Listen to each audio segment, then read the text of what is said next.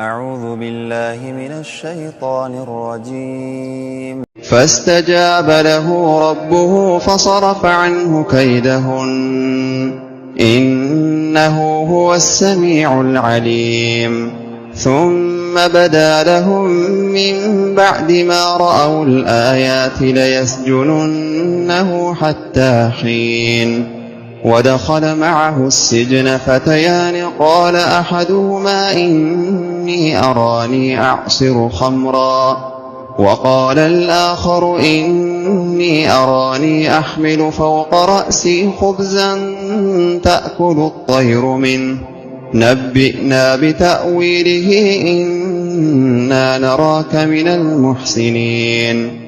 قال لا يأتيكما طعام ترزقانه إلا نبأتكما بتأويله قبل أن يأتيكما ذلكما مما علمني ربي إني تركت ملة قوم لا يؤمنون بالله وهم بالآخرة هم كافرون واتبعت ملة آبائي إبراهيم وإسحاق ويعقوب ما كان لنا أن نشرك بالله من شيء ذلك من فضل الله علينا وعلى الناس ولكن أكثر الناس لا يشكرون.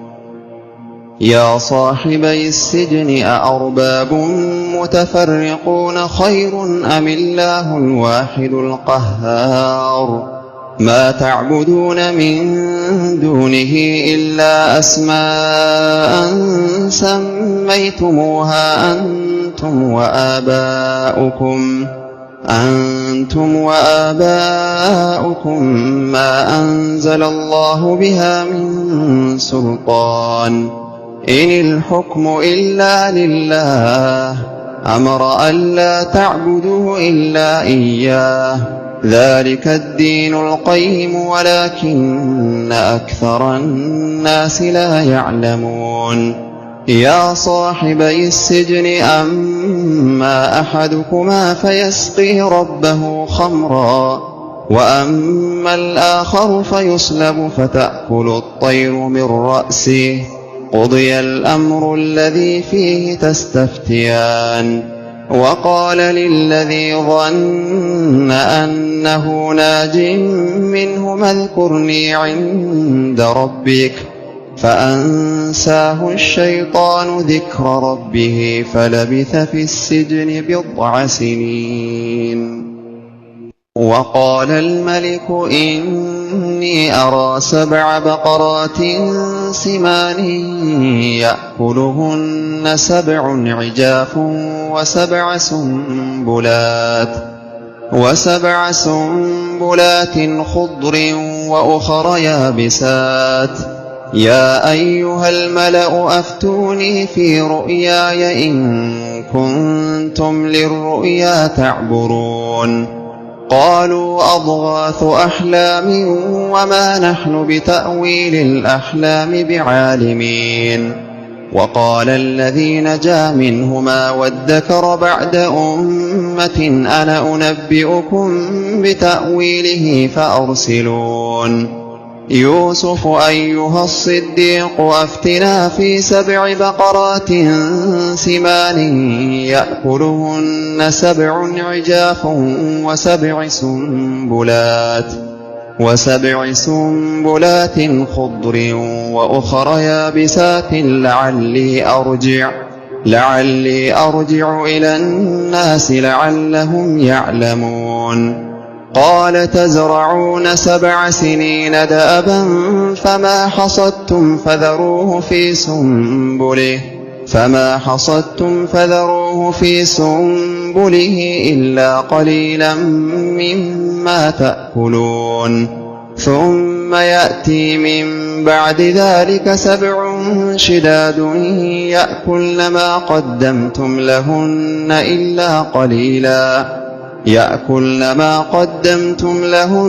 إلا قليلا مما تحصنون.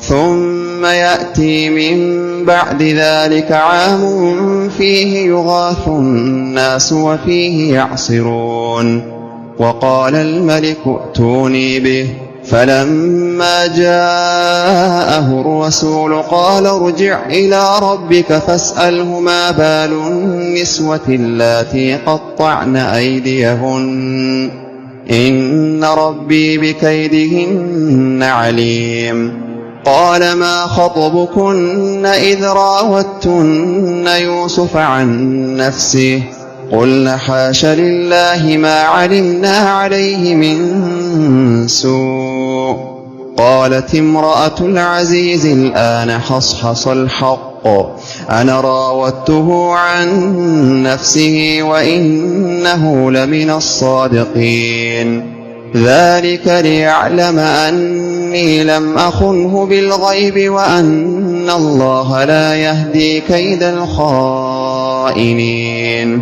وما أبرئ نفسي إن النفس لأمارة بالسوء إلا ما رحم ربي إن ربي غفور رحيم وقال الملك ائتوني به أستخلصه لنفسي فلما كلمه قال إنك اليوم لدينا مكين أمين قال اجعلني على خزائن الأرض إني حفيظ عليم وكذلك مكنا ليوسف في الأرض يتبوأ منها حيث يشاء نصيب برحمتنا من نشاء ولا نضيع أجر المحسنين ولأجر الآخرة خير للذين آمنوا وكانوا يتقون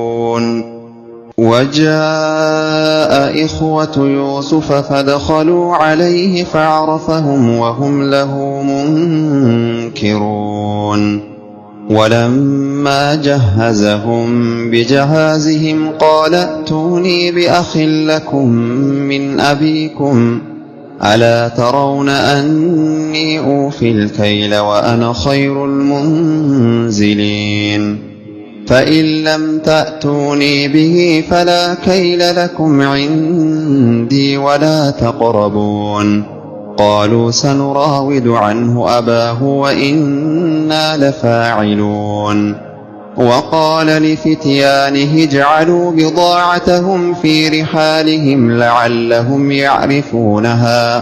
لعلهم يعرفونها إذا انقلبوا إلى أهلهم لعلهم يرجعون فلما رجعوا إلى أبيهم قالوا يا أبانا منع منا الكيل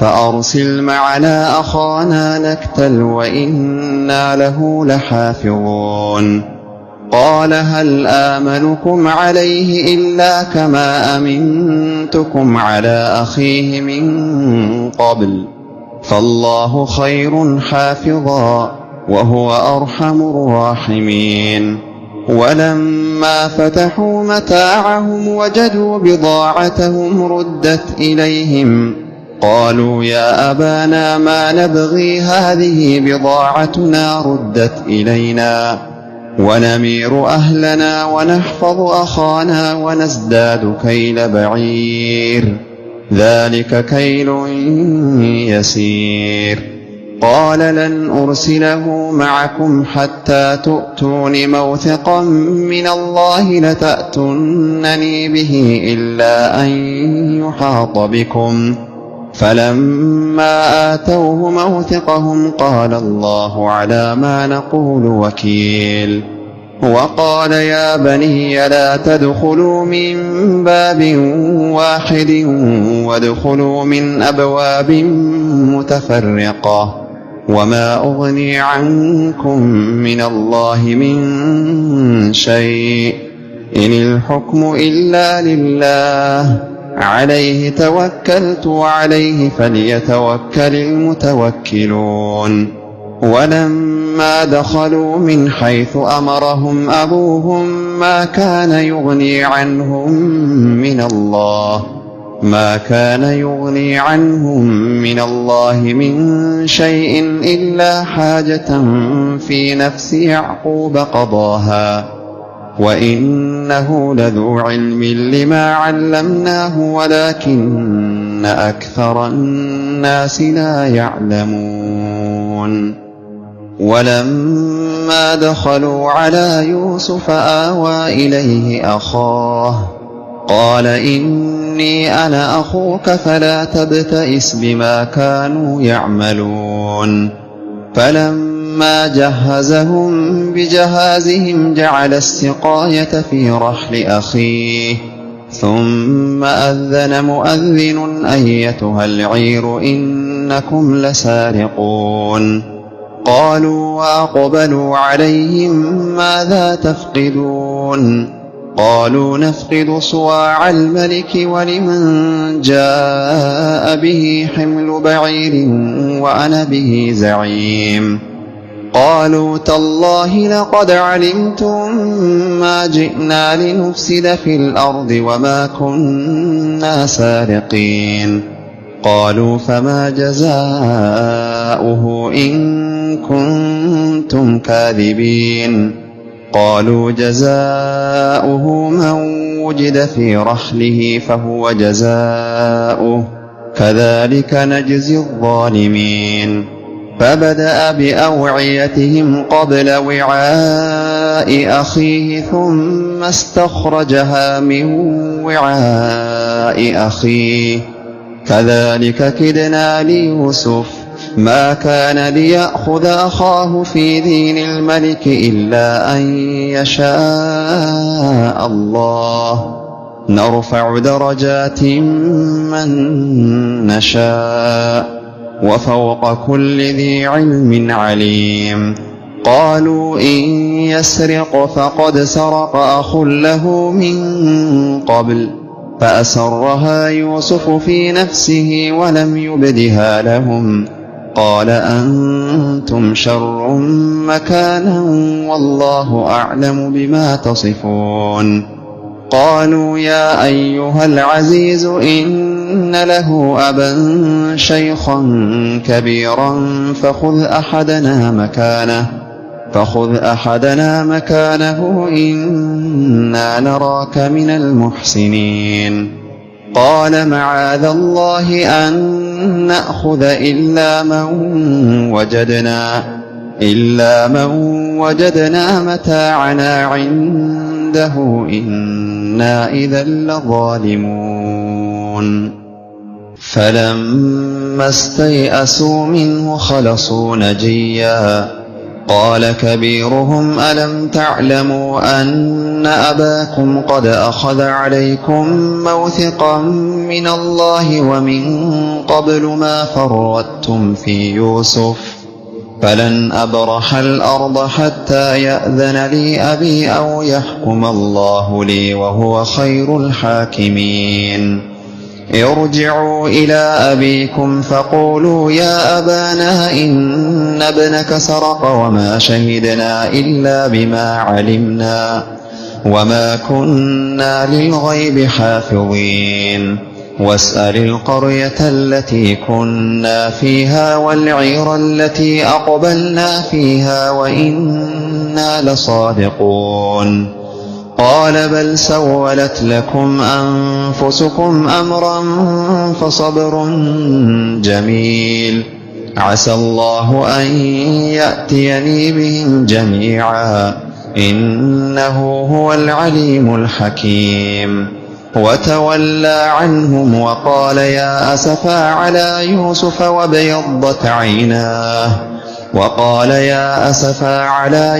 وابيضت عيناه من الحزن فهو كظيم.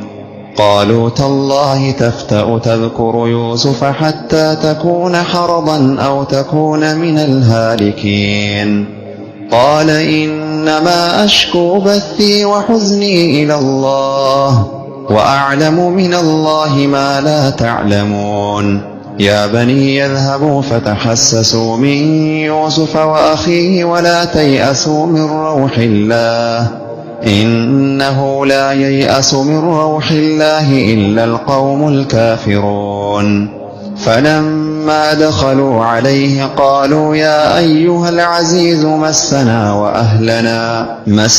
وأهلنا الضر وجئنا ببضاعة مزجاة فأوف لنا الكيل وتصدق علينا إن الله يجزي المتصدقين. قال هل علمتم ما فعلتم بيوسف وأخيه إذ أنتم جاهلون؟ قالوا أئنك لأنت يوسف؟ قال أنا يوسف وهذا أخي قد من الله علينا إنه من يتق ويصبر فإن الله لا يضيع أجر المحسنين. قالوا تالله لقد آثرك الله علينا وإن كنا لخاطئين. قال لا تثريب عليكم اليوم يغفر الله لكم وهو أرحم الراحمين. اذهبوا بقميصي هذا فألقوه على وجه أبي يأت بصيرا وأتوني بأهلكم أجمعين. ولما فصلت العير قال أبوهم إني لأجد ريح يوسف لولا أن تفندون. قالوا تالله إنك لفي ضلالك القديم. فلما أن جاء البشير ألقاه على وجهه فارتد بصيرا قال ألم أقل لكم إني أعلم من الله ما لا تعلمون؟ قالوا يا أبانا استغفر لنا ذنوبنا إنا كنا خاطئين. قال سوف أستغفر لكم ربي إنه هو الغفور الرحيم. فلما دخلوا على يوسف آوى إليه أبويه وقال ادخلوا مصر إن شاء الله آمنين. ورفع أبويه على العرش وخروا له سجدا وقال يا أبت هذا تأويل رؤياي من قبل قد جعلها ربي حقا وقد أحسن بي إذ أخرجني من السجن وجاء بكم من البدو من بعد أن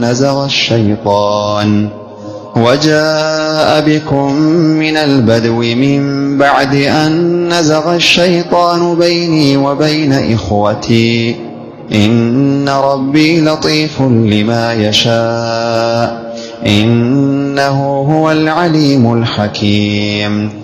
رب قد آتيتني من الملك وعلمتني من تأويل الأحاديث فاطر السماوات والأرض أنت ولي في الدنيا والآخرة توفني مسلما وألحقني بالصالحين. ذلك من أنباء الغيب نوحيه إليك وما كنت لديهم إذ أجمعوا أمرهم وهم يمكرون. وما أكثر الناس ولو حرصت بمؤمنين وما تسألهم عليه من أجر إن هو إلا ذكر للعالمين. وكأي من آية في السماوات والأرض يمرون عليها وهم عنها معرضون وما يؤمن أكثرهم بالله إلا وهم مشركون. أفأمنوا أن تأتيهم غاشية من عذاب الله أو تأتيهم الساعة بغتة وهم لا يشعرون. قل هذه سبيلي أدعو إلى الله على بصيرة أنا ومن اتبعني وسبحان الله وما أنا من المشركين. وما أرسلنا من قبلك إلا رجالا نوحي إليهم من أهل القرى أفلم يسيروا في الأرض فينظروا كيف كان عاقبة الذين من قبلهم ولدار الآخرة خير للذين اتقوا أفلا تعقلون حتى إذا استيأس الرسل وظنوا أنهم قد كذبوا جاءهم نصرنا فنجي من نشاء ولا يرد بأسنا عن القوم المجرمين لقد كان في قصصهم عبرة لأولي الألباب ما كان حديثا يفترى ولكن تصديق الذي بين يديه وتفصيل كل شيء وهدى ورحمة لقوم يؤمنون.